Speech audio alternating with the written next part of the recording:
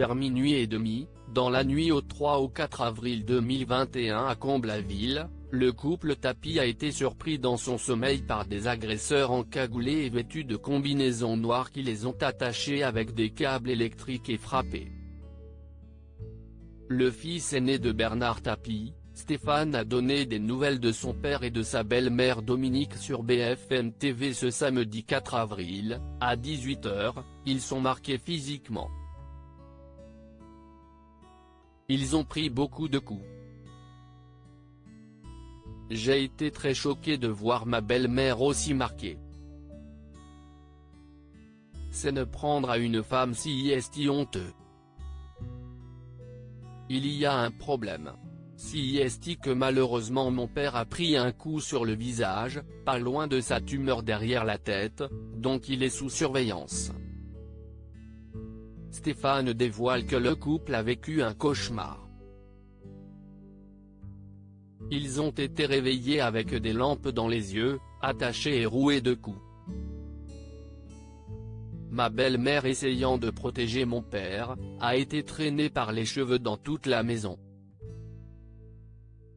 En lui demandant où se trouvait le coffre-fort, qui n'existe pas, a-t-il ajouté.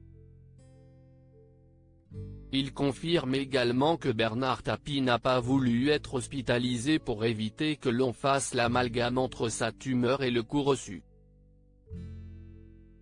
Son cancérologue l'a appelé tout de suite et ils se sont vus. Il a surtout mal pour sa femme. Il est très inquiet pour elle.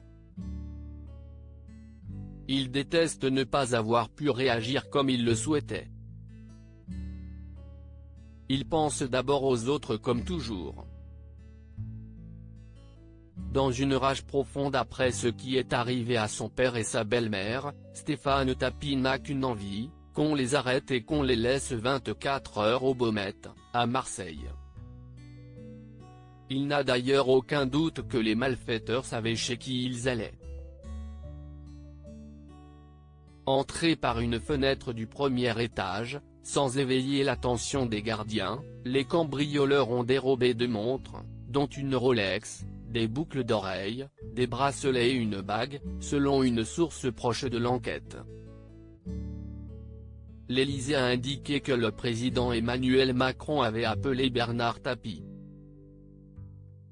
La police judiciaire de Versailles a été saisie de cette enquête pour vol aggravé avec violence et séquestration, a précisé à l'AFP une autre source proche de l'enquête.